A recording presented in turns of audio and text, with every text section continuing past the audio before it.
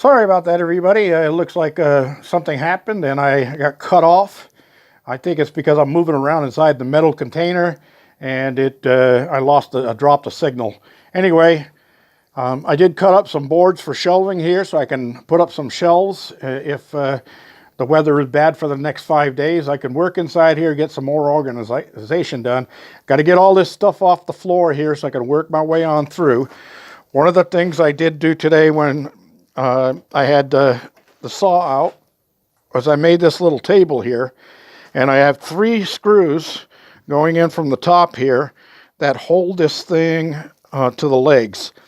Then I can take those out, and there's a piano hinge running along that edge, and that will flop down, so when I have to get to my wood lathe, I have no problem getting to the wood lathe.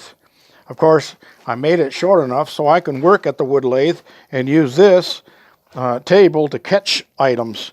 But I needed a little place to work because, like everybody else's workbench, it ends up looking like this.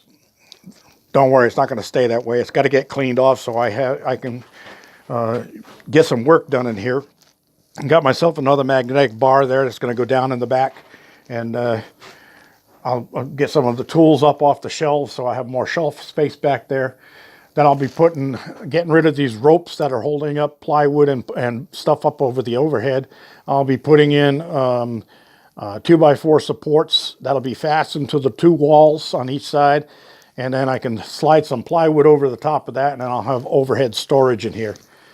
So that's all plans down the road. It's not critical stuff, but when the weather's like it's going to be, it gives me something to do. All right, I'll cut this addendum short and get to processing this whole thing so that you all can get the information I put out. Don't forget, if you like my videos, give me a thumbs up. And if you haven't already, please subscribe. Have your friends subscribe and share this. There's a place on here where you can write down there below where you can click share and send an email or text message to somebody else that you know and say, hey, check this out.